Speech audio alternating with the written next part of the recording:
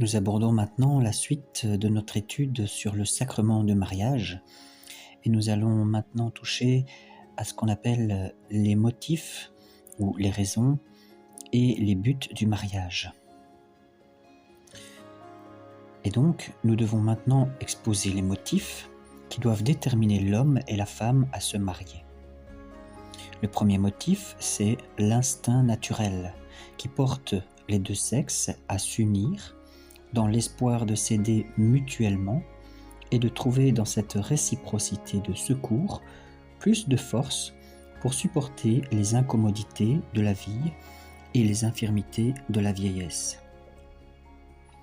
Le second motif, c'est le désir d'avoir des enfants, moins il est vrai pour laisser des héritiers de ses biens et de ses richesses que pour donner à Dieu des serviteurs croyants et fidèles. Je fais une petite parenthèse personnelle, une petite remarque. Il est évident que lorsque nous nous reconnaissons comme créatures de Dieu, nous lui devons tout. Et si nous sommes créatures, nous sommes aussi serviteurs de Dieu. Et donc par conséquent, nos enfants, il est tout à fait normal qu'ils le soient aussi. Telle était avant tout l'intention des saints patriarches de l'ancienne loi, lorsqu'ils prenaient des épouses. Les Saintes Écritures ne nous laissent aucun doute sur ce point.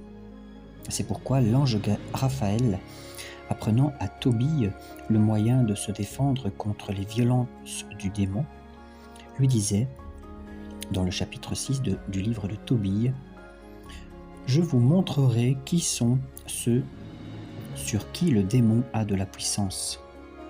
Ce sont ceux qui entrent dans le mariage sans penser à Dieu et à son amour, uniquement pour satisfaire leur passion, comme des animaux sans raison. Le démon est tout simplement contre eux. » Fin de citation. Et puis l'ange ajoutait « Mais vous, vous prendrez cette jeune fille avec la crainte du Seigneur, dans le désir d'avoir des enfants, et non de satisfaire vos passions, afin que vous obteniez dans vos enfants la bénédiction promise à la race d'Abraham. » Et c'est là, en effet, donc je continue le commentaire, c'est là, en effet, la fin véritable pour laquelle Dieu institua le mariage au commencement. Et donc, ceux-là commettent une faute très grave qui s'oppose volontairement à cette fin du mariage. Elle a été voulue et ordonnée par Dieu, qui unit inséparablement les droits et les devoirs. À ces deux premiers motifs, un troisième est venu s'adjoindre depuis le péché du premier homme, après qu'il eut perdu l'innocence dans laquelle il avait été créé, et que la convoitise eut commencé à se révolter contre la droite raison. Dès lors, celui qui a conscience de sa faiblesse et qui ne veut pas combattre les révoltes de la chair, doit trouver dans le mariage un secours pour son salut. Et c'est ce qui a fait dire à l'apôtre Paul, dans la lettre aux Corinthiens chapitre 7, « Dans la crainte du péché, que chaque homme vive avec sa femme, et chaque femme avec son mari. » Je ferme les guillemets. Puis, après avoir dit qu'il est bon de ne pas toujours user de tous ses droits afin de vaquer plus librement au devoir de la prière, me dit encore Paul, eh bien, il ajoute encore que les époux ne doivent pas cesser dans leur vie commune de se prêter un mutuel appui contre les tentations et la faiblesse d'ici-bas. On trouve tout ça donc dans la première lettre aux Corinthiens de Paul et au chapitre 7. Voilà donc les motifs qui doivent, l'un ou l'autre, déterminer ceux qui veulent contracter mariage d'une manière sainte et pieuse, comme il convient aux enfants des saints.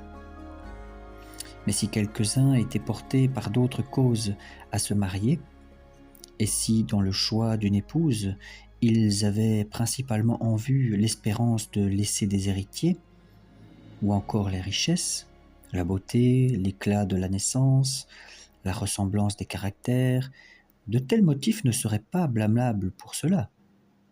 Donc, on peut aussi se marier pour ces choses, mais parce qu'ils ne sont pas contraires à la sainteté du mariage, évidemment. Ainsi, la Sainte Écriture ne nous dit pas que le patriarche Jacob ait été coupable pour avoir préféré Rachel à Léa, à cause de sa beauté.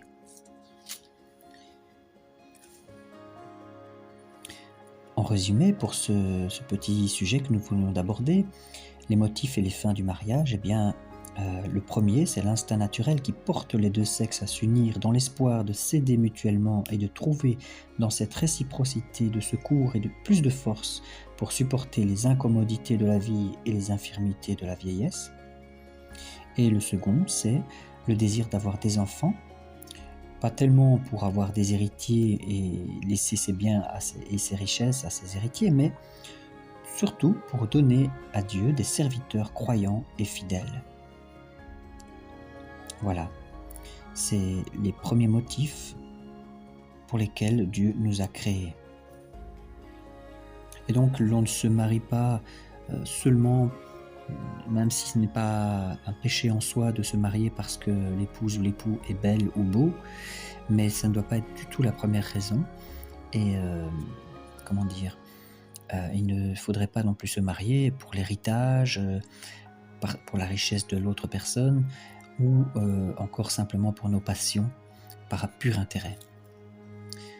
Voilà, nous allons voir dans la prochaine vidéo ce qu'est proprement dit le mariage en tant que sacrement.